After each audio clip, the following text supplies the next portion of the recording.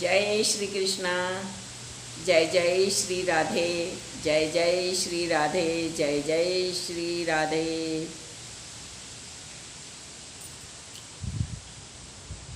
आज मैं आपको कुंडलिनी शक्ति के बारे में कुछ अपने अनुभव और जो भी मुझे दर्शन हुए मैं उसके बारे में थोड़ा सा आपको बताना चाहती हूँ। तो कुंडलिनी शक्ति जो है वो योग ध्यान से तो जागृत होती ही है, और जब कुंडलिनी शक्ति जागृत होती है तो व्यक्ति का स्वभाव, व्यक्ति की सोच और व्यक्ति का जो भी है भगवान में मन लगना, सभी कुछ बदल जाता है और वो बहुत ही प्रभु के निकट, या निकट क्या कहें, प्रभु से एकाकार हो जाता है। तो ये ज़रूरी नहीं है कि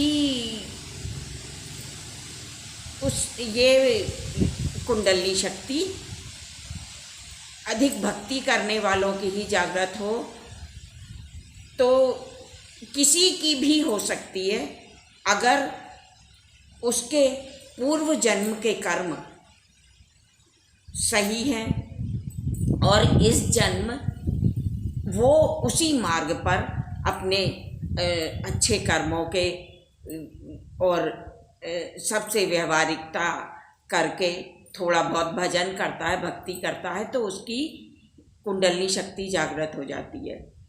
और ऐसा ही मेरे साथ हुआ। तो मेरा बहुत ही कम उम्र में ये कुंडलिनी शक्ति जागृत हुई, जबकि उस समय मैं समझती भी नहीं थी कि कुंडलिनी होती क्या है, और यानी उसके बारे में मुझे ABCD भी नहीं आती थी। उस समय की बात है ये। तो एक समय क्या हुआ, मैं 6-7 साल की होंगी उस समय। तो कुछ प्रभु ने ऐसी लीला रची मेरे साथ में कि उससे मेरी कुंडलिनी शक्ति अपने आप ही जागृत हुई। हुआ ऐसा कि हम लोग जहाँ पर रहते थे तो वहाँ सामने ये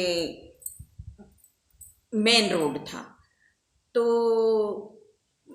वहाँ से काफ़ी बसें वगैरह निकलती रहती थी और लोगों का आना जाना भी बहुत लगा रहता था वहाँ से। तो एक दिन क्या हुआ कि एक छोटे बच्चे की साइकिल वहाँ रोड पर मैंने पड़ी हुई देखी। तो जब वो साइकिल मैंने देखी तो मैंने सोचा कि कोई बस इस पे चढ़ जाएगी या कोई उठा ले जाएगा। तो मैंने वो साइकिल उठा के और अपने आंगन में रख ली। तो आंगन में रख ली, जबकि मेरा कोई वो नहीं था कि किसी की दूसरे की मेरे को साइकिल चाहिए या मैं रख लूँ छुपा लूँ, ऐसा कुछ वो नहीं था। तो जब मेरी बड़ी बहन ने देखा, तो बड़ी बहन जो थी वो थोड़ी मेरे को ज़रा ज़्यादा ही डरा के रखती थी। तो क्या हुआ कि वो बहन ने मेरे से बोला कि अब तुमने चोरी करी है किसी की साइकिल की और तुम्हें पुलिस पकड़ने आ ही रही है अब। तो भाई मेरा तो हालत ख़राब हो गई। और तो अब उसने बोलना शुरू किया, अब तुम्हें जीवन भर जेल में रहना पड़ेगा और पुलिस मार मार के पूछेगी किसकी साइकिल है, कैसा क्या है क्या नहीं। तो मेरे को और अधिक डराती गई। अब मैंने कोई मुझे सहारा ही नहीं दिखा। अब मैं किससे कहूँ, क्या कहूँ, कुछ नहीं। और उम्र केवल 7-8 साल। तो मैंने क्या किया कि भैया उस समय मैं नहाई धोई और सीधा भगवान के पास गई। घर में जो छोटा सा मंदिर था, मैं वहाँ गई और भगवान से मैंने इतनी ज़ोर से विनती करी, इतनी ज़ोर से विनती करी कि हे प्रभु, आज मुझे बचा लो। आज मैंने इतनी गलती करी है कि किसी की साइकिल मैंने लाके आंगन में ही रखी, और आंगन में भी रखी तो बिल्कुल सामने के सामने, ये नहीं कि छुपा के रखी हो। मैंने वो साइकिल रखी तो अब मेरा डर के मारे तो हालत ख़राब थी। तो मैंने बहुत ज़ोर से भगवान से प्रार्थना की, हे प्रभु आज बचा लो मेरे को, नहीं तो अभी पुलिस आने ही वाले हैं, मेरे को ले जाएंगे और बहुत पिटाई पड़ेगी और क्या क्या होगा, क्या क्या होगा। इसी चिंतन में मैं जब प्रभु का भजन करने बैठी तो मेरा एकदम इतना भयंकर उनमें ध्यान लगा कि मुझे कुछ भी ध्यान नहीं रहा अपना शरीर का, कि क्या कुछ भी ध्यान नहीं रहा। और बस मैंने काफ़ी समय तक के ना मुझे उठने का ध्यान रहा, ना मुझे खाने पीने का ध्यान, ना मुझे कुछ ध्यान रहा, और मैं बैठी रही। फिर मैंने गीता जी का पाठ किया। माला तो उस समय थी भी नहीं मेरे पास, और माला जपना भी नहीं आता था। तो मैं बस बैठी रही, गीता जी पढ़ती रही और भगवान से एकदम विनती करती रही। तो अचानक ही क्या हुआ कि मेरे प्राण एकदम ऊपर चलकर, और ये समझ लो कि ब्रह्मांड पे आ गए। मुझे ऐसा महसूस होने लगा कि जैसे यहाँ पर कुछ चींटियों जैसा चलने जैसा, और उस टाइप का मुझे महसूस होने लगा। फिर 1-8 घंटे पूजन पाठ करके और मैं उठी तो सब हंसे कि इसको कैसा उल्लू बनाया। अब मैंने कहा कुछ नहीं, मैंने कुछ नहीं कहा। तो इस तरह से अनायास ही मेरी कुंडलिनी शक्ति जागृत हुई और प्रभु में भक्ति बढ़ी। तो उस दिन के बाद अब मैं छोटी सी बच्ची तो थी ही, तो कभी खेल कूद में लग जाती तो पूजन का भी ध्यान नहीं रहता, कभी भगवान में मन लग जाता तो 8-15 दिन तक के गीता जी पढ़ना और बहुत भजन गाते रहना, और इस तरह से मेरा जीवन होने लगा। अच्छा, उसके बाद में मुझे भगवान के दर्शन होने लगे।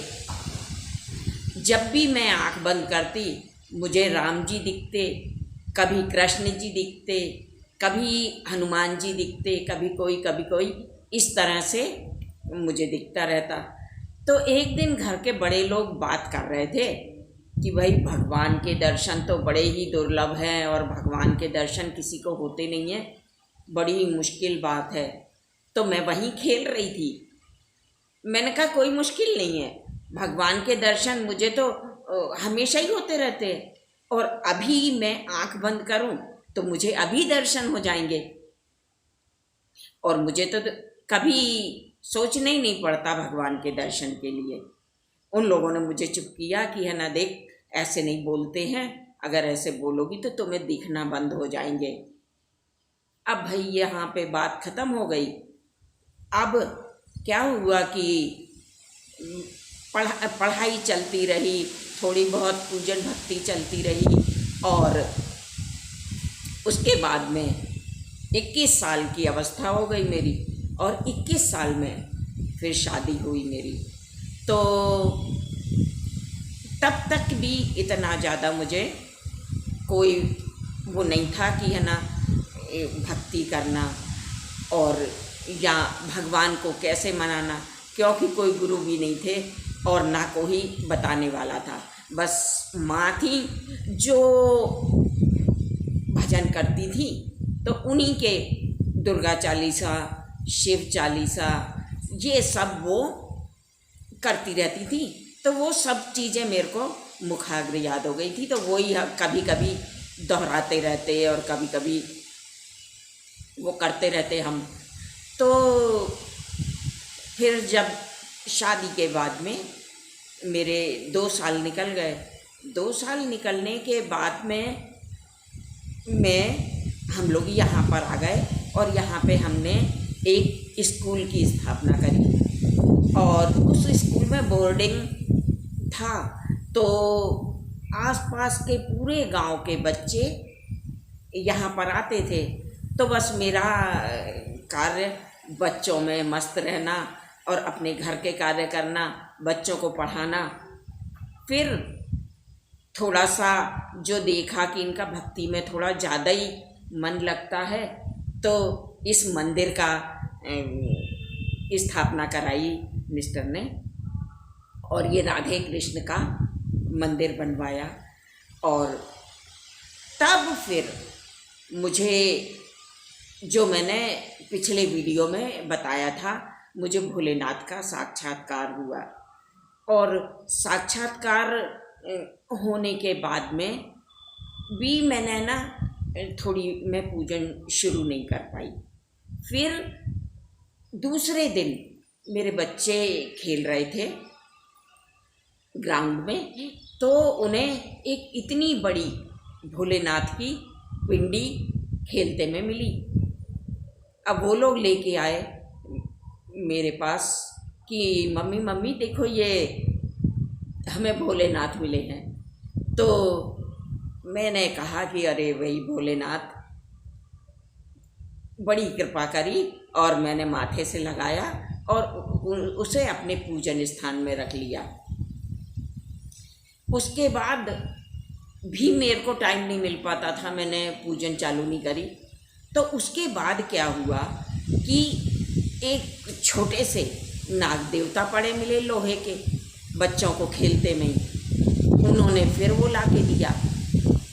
तब मैंने वो भी लेके और उनको अच्छा दूध दही से नहला के और उनको पूजन स्थान पर रख दिया। अब भाई उनकी भी पूजन होने लगी, वो भोलेनाथ मिले थे उनकी भी पूजन होने लगी। तो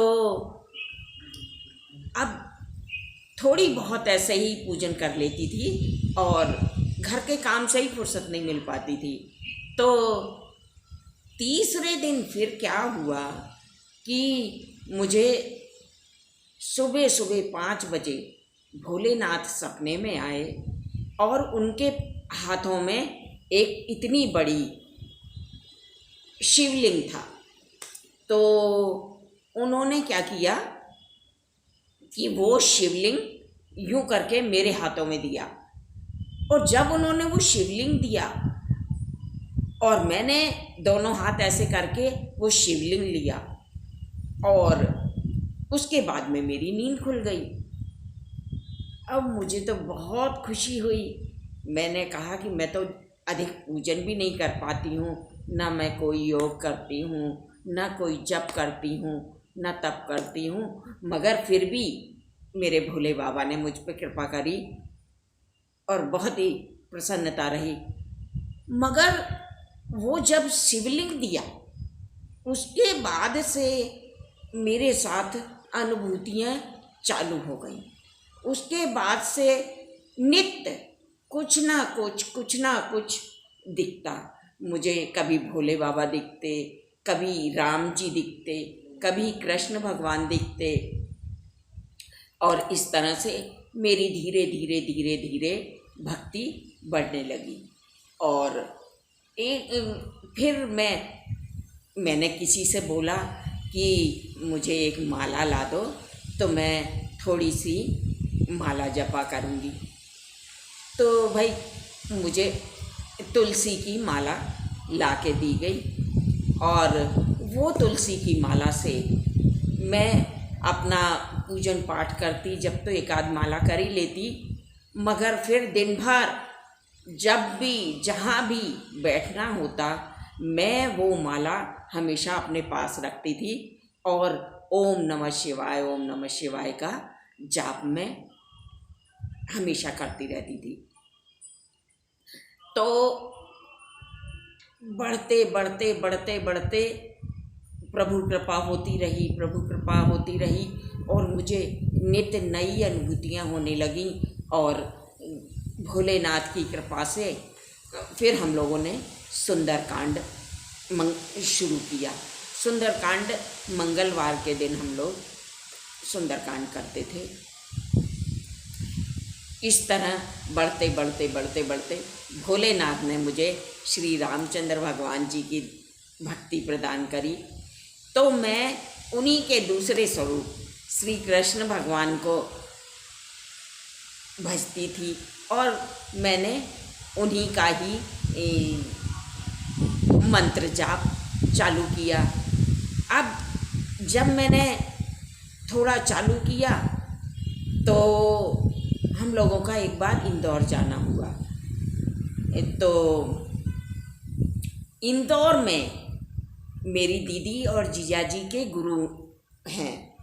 तो जब मैं वहाँ गई तो हम लोग गुरुदेव से मिलने गए, उनके दर्शन करने गए। तो बड़ी ही महान मूर्ति, मेरे गुरुदेव बड़ी ही महान मूर्ति थे और वो यानी भूत भविष्य सब कुछ जानने वाले थे। और उन्होंने मुझे देखा तो उनकी खुशी का ठिकाना नहीं रहा, जबकि पहली बार देखा था उन्होंने मुझे। तो उन्होंने मुझे बड़े ही प्रेम से बैठाला और बहुत यानी जो उन्होंने मेरे प्रति कहा वो तो मैं नहीं बताऊंगी, क्योंकि वो अभिमान होगा। वो तो गुरुदेव की महानता थी जो उन्होंने मुझे उस दृष्टि से देखा और फिर उन्होंने ही वो मंत्र मुझे बोला कि तुम ये मंत्र इस तरह जपा करो। अच्छा, ये कि उनका कोई दिखावा नहीं, कोई वो खाना खाते नहीं थे, उनका हमेशा व्रत रहता था। थोड़े बहुत कभी फ्रूट्स या थोड़ी मिठाई कोई भक्त लेके आता था तो उसमें से एक टुकड़ा डालते थे।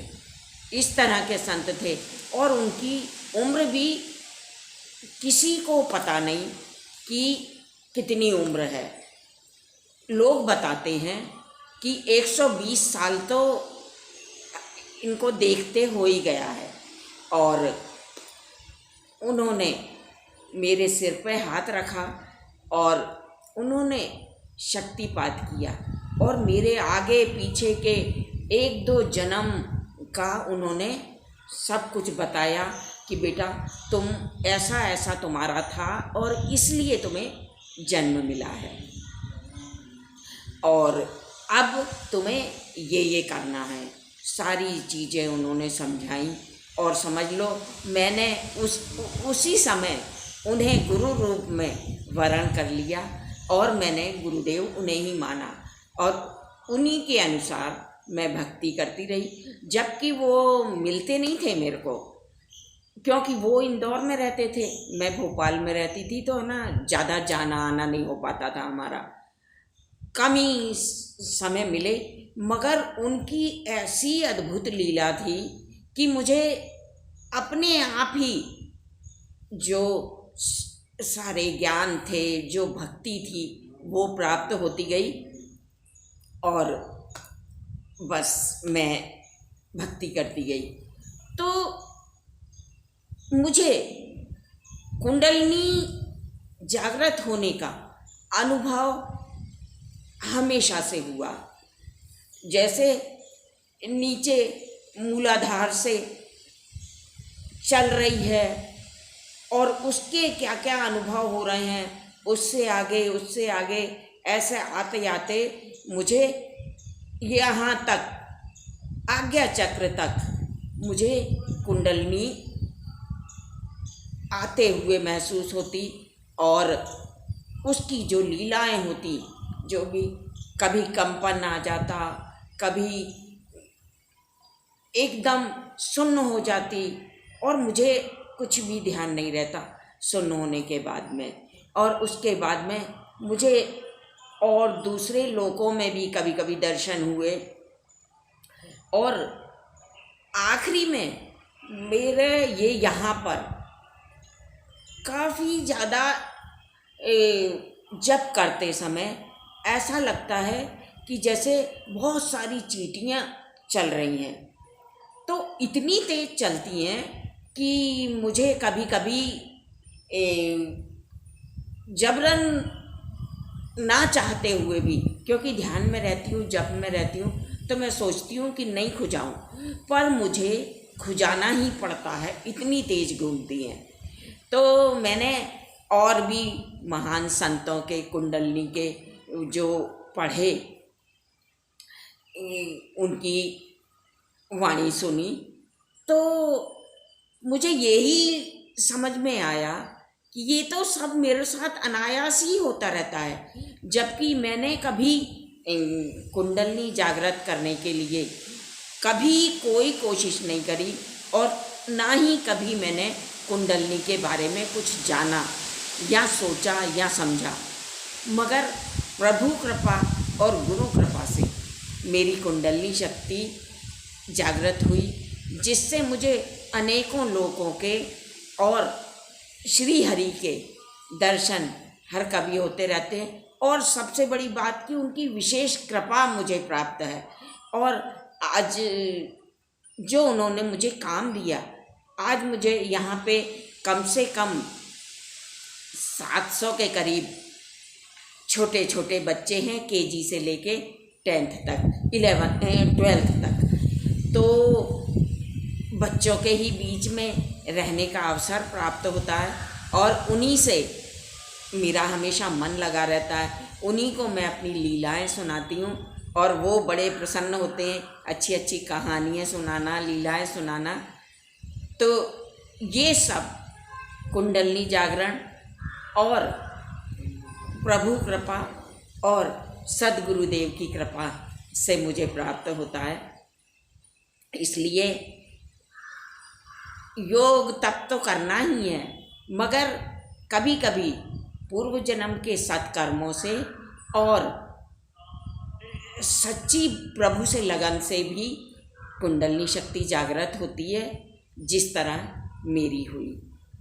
बस इतना कहते हुए मैं वाणी को विराम देती हूँ और मैं आगे भी आप लोगों को बताऊंगी कि मुझे क्या क्या अनुभव हुए। बड़े ही मनमोहक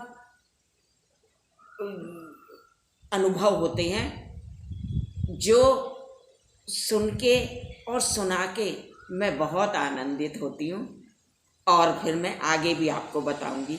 आप मेरे चैनल को सब्सक्राइब ज़रूर कर लें और अगर मेरा वीडियो पसंद आता है तो लाइक कमेंट करें, ताकि मैं और अधिक उत्साहित होकर आप लोग को प्रभु की लीलाएं सुना सकूं। जय श्री कृष्ण, जय श्री कृष्ण।